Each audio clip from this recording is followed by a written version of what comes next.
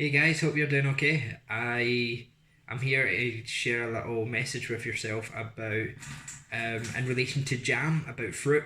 And as I was thinking about this message, I was thinking about the ways in which the key ingredients that go into let's say jam, the key ingredients that go into um, anything we're cooking, as we saw a couple of weeks ago when Blue taught us how to make bread. We saw that key ingredients like the yeast is what actually makes bread what it is.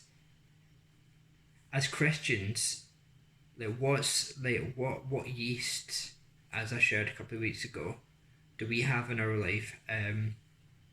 If you're making jam, let's say what fruit is in your life? How how is your faith being transformed?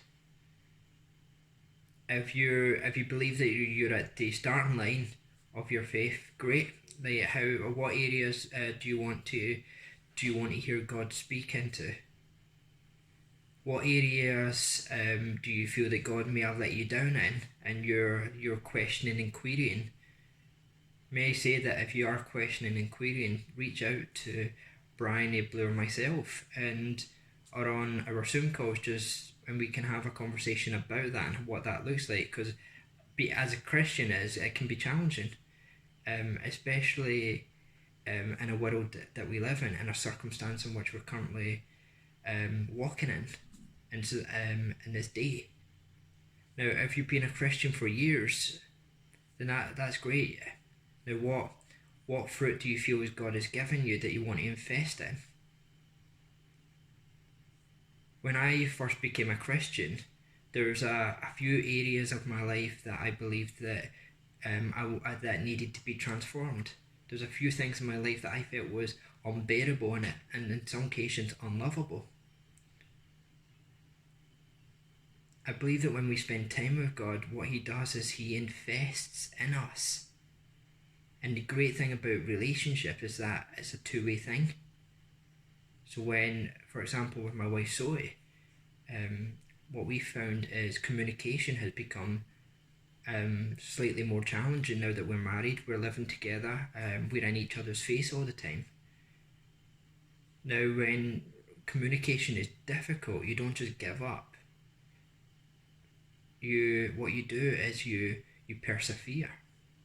I believe that there's times where in a relationship with God, and you may feel it, I've certainly felt it, I know Blue and Bryony would have felt it at some point in their faith as well, that it's hard to, that we're investing in a relationship with God, we're asking questions, and we're praying, and God doesn't seem to be answering. Now, we shouldn't give up and say, well, okay, God, you're not answering, so I'm just going to stop talking. But what we do is we persevere and we trust. We trust that the other person at the other end wants to communicate back, what has an intention of meeting us in that. Scripture speaks about fruit, and it directs our attentions to fruits of the Spirit, which we see in Ephesians, I think it is. It says, for the fruit of the Spirit is love, joy, peace, patience, kindness, goodness, faithfulness, gentleness, and self-control. I think that was all of them. Now, those are important fruits in which is given to us. So the more we invest, the more we receive. And I'm not saying that actually that God is a machine that we can, if we go to the arcades, we put the more money we put in, the more likely we're going to win that toy. That's not what it's like. What it's like is that the more we invest in relationship, the more we find ourselves becoming closer, and the more we find the other person drawn nearer. I believe that that's the Christian walk. Fundamentally, is creation drawn closer to God as God is drawn closer to creation. I hope that was helpful, and a little challenge for the next couple of weeks is pick up your Bible, pray, and just ask God to speak something new into your heart and into your life. And if you've not yet, or if you wouldn't say that you're a Christian right now because you're looking at the different different options out there, then please feel free to ask us any questions. God bless you guys. Hi guys, welcome to this week's cooking video. Last week we did pasta, the week before that we did bread. The theme through this, of course, is that we're trying to show you that cooking can be made easy. So we showed you that bread can be made easy, pasta can be made easy. As I've said to you before, there might be chefs kind of throwing things at the screens, telling you that there are better ways to do it, more interesting ways to do it, and they'd be absolutely right. But of course what we're showing you is a very easy method of how to do this. As they said in Ratatouille, cooking is easy. Anyone can do it. So that's what we're going to show you. So the recipes that we show you are about making it very quick and very easy, so that there's no fear about making these things. Okay, so today we're making jam, which is as easy as jam. So here's what we've got. You need some things. You need a spoon. You need a pan. You need some caster sugar or jamming sugar. You need some strawberries. You need a jam jar, and you need a spoon, and you need a thermometer. Okay. We've also got in standby some gelatine here in case it doesn't work. Gelatine you don't have to put in. Gelatine is made from the hooves of animals, so vegetarians don't like it. So we can show you a way to make it a little bit thicker using gelatine, or to do it a more natural way without. Okay, so once we've got our things that we need, we then make sure that we've completely wiped down and antibacterialized our surface, which we've done already. And the other important bit, very important bit, is that we sterilize our equipment. So we've sterilized our pan, and most importantly, we've sterilized our jar. There's a lot of sugar in jam, and if you don't sterilize it, there are all kinds of things can happen inside this jam jar. One of them is that it might ferment, which means that if you made jam and gave it to your parents, you might make them drunk. So we want to avoid that. So we've sterilised this. The best way to sterilise it is either sterilising tablets, or an even quicker way is just boil your kettle. Boil your kettle, pour it in, and then give it a rinse out. Before you pour it in, make sure that you put a spoon in it, because if you don't put a spoon in it, the glass will crack. Okay, so what the spoon does is just take some of the heat out of it, but there's still enough heat in it to sterilise the jar. So we'll put that to one side for now.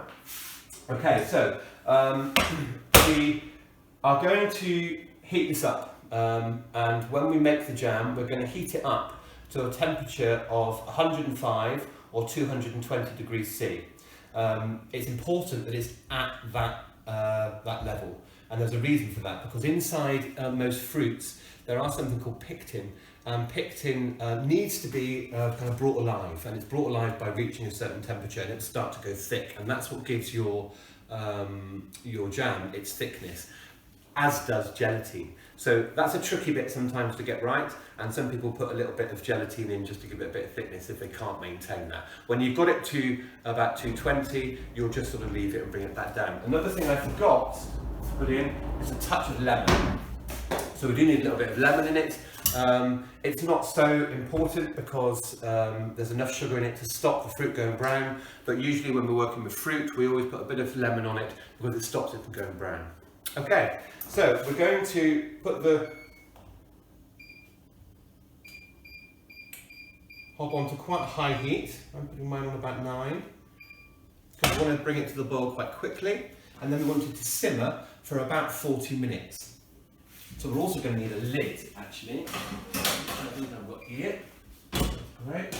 Okay, so first thing you do is just when you pour it, I've washed my strawberries.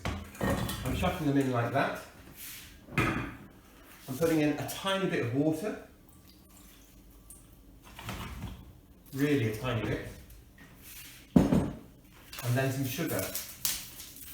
Now, as with the bread and the pasta and everything else, as you know, I can measure things, but often I don't. So if you had a small bag of sugar like this, I probably expect you'd be putting in about half of it. So if you put in about half of that bag of sugar, it's a lot of sugar. But that's why jam is so nice. You can use all kinds of fruits when you're making jam.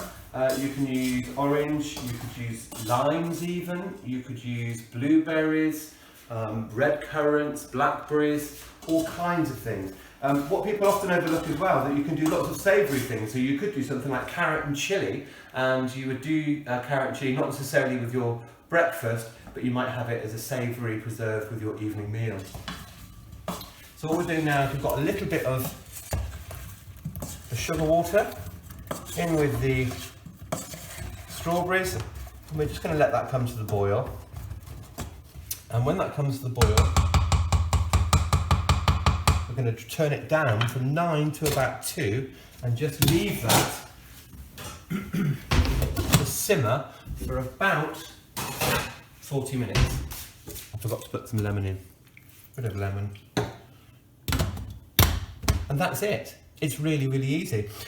You can do things like some people do make chili jam just with strawberries. So you can add a bit of chili, if you like a bit of heat in it, you can put some chili in it, but just as a normal preserve, that's the way to do it. And that's really the basis to it. And you don't do any more than that. You have to keep some water here, so that when you're watching it, if it gets a bit too thick after a while, then you just add a little bit more water and you have it to the thickness you want. The absolute thickness that you'll get, I need to make this very clear, won't come until it's sat in the fridge for about 4 or 5 hours. So it will still be runny when it's done. You'll put it into its jar and you'll put it into the fridge and it will set. So after about 4 or 5 hours, even better overnight, then you'll have lovely jam there for the morning. You can mix fruits, you don't have to keep it to one fruit, so you could do strawberry and blackberry, or you could do apple and red currant. There's all kinds of jams you can make. Okay, so that's the first bit of that. We're going to leave that now, just leave that to simmer for 50 minutes, and we'll come back and do the next part in a bit. Okay, so we're almost at the point where it's ready. I'm just going to give you a bit of an idea about what it's supposed to look like. So if you come inside here, now you can see it's all bubbling up now like this. Now this is very normal, and you just need to leave that. You don't want to let it get too thick, okay?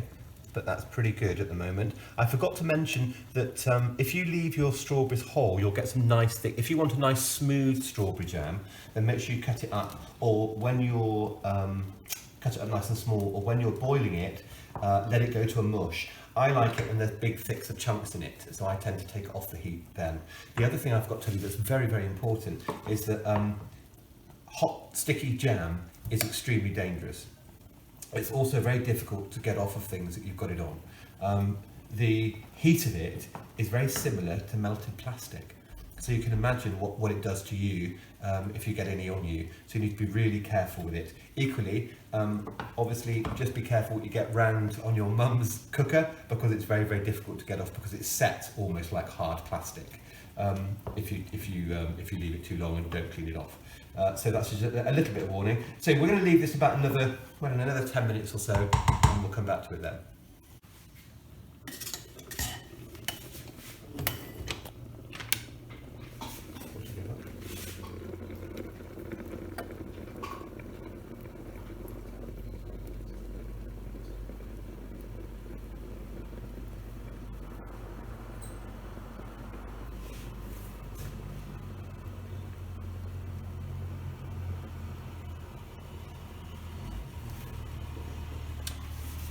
Okay, so that's reaching temperature now. That's got to 220. So we're just going to leave that now, turn it down. Just leave that simmer now for about another half an hour, I think. Okay, so as you could see before, it was bubbling up quite enthusiastically. That's quite normal, that's okay. But again, that's why I said just watch out for any bits that spill down around the side, because you don't want to leave your parents to clean this up. So now it's simmering, so have a look at this. So this is really, it's beginning to look like how it's supposed to look in the end now. Do you see that's a lot thicker? You can see that it's stopped kind of coming to the top. We've turned it down, we're just going to let that do its thing for about 20 minutes, and that'll go nice and thick. Much thicker than what it is, okay? But that's what you're looking for after that foamy bit. So when it all begins to come to the top, you turn the temperature down, let it get to this bit, and then you just leave it like that for about 20 minutes. Okay, so we've left this now for about 35-40 minutes, and this is what it should look like. And you can see here that it's much thicker than it was before. There are two ways for you to know that this is done. One, when you put it up like this and you put it on the back of your spoon, you get a nice coverage on the back of your spoon of the jam. Do you see? Yeah. And then the other way to do it, to tell, is when you look inside the pan. When you start to pull it back, you can see the bottom. Do you see that? You can pull away the jam from the bottom of the pan. You wouldn't be able to do that if it was too liquidy. So that tells you that it's good. So if it's coated in the back of your spoon, and if you can pull it away and see the bottom of the pan, then you know that's ready. So that's ready. So we're going to put that to one side, and we're just going to leave that to cool for a couple of minutes. We do that really because obviously it's very hot right now, and if you get it on you, it will burn, and it will burn very harshly. So you need to leave that to cool before you put it into your jar. So we're just going to leave that for 2 or 3 minutes. Okay, so we're ready now to put this into the jar. So we're just going to pour that in. Like, ooh, it gets a bit messy, this bit. So you just fill up your jam jar. Always fill it right to the top. You don't want any air in it at all. In the days without fridges, when people had things called larders, which were like cool areas of the house where they would put items that they cooked with to keep them cool, in the same way that we use a fridge today. And by filling it up to the top meant there was no air in it, which meant that it couldn't stale, it couldn't go wrong, it couldn't get mouldy or anything like that. So the other thing they did was they then put a cartouche on top. And a cartouche was traditionally made from a little bit of cloth that they've put over the top. You've probably seen it in some jam jars sometimes when you've had them as a gift, or you've seen them in gift shops. So we're going to make one of those, but we're going to make it with greaseproof paper. So you start with a small bit of square like that. And what you're going to do is you're going to fold it in half so it's like a triangle. Then keep folding so that you've got something that resembles that. Okay, and then you just put that, the end of it has to be in the middle of the jam, yeah, and then you bring it slightly out from around the rim of the jam jar and you give it a tear, or actually, probably use a pair of scissors, and then that should open to something that's just a little bit bigger than the jam jar itself. There you go. And then we'll put an elastic band on top of that, like that, and then we'll put that on top. And that is how you make jam. Okay, so that's the jam done. I'm now going to put that into the fridge. I'm going to leave that probably for about an hour just to set. But what a great gift that is. What a lovely thing to give to your mum or your dad. So we're just going to whack that into the fridge. I've kept a little bit aside so that the children can try it, because children love jam. Boys, do you want to come in and try some jam? Yeah, it smells really nice. Yeah. Tell me what you think. Nice. Yeah? Is that good? Yeah. Yeah. Fantastic. Good. So next week, guys, we're going to be looking at scones, because the best thing to have with jam is scones. It's scones, exactly. So we're going to show you how to make scones next week. See you then. Scone.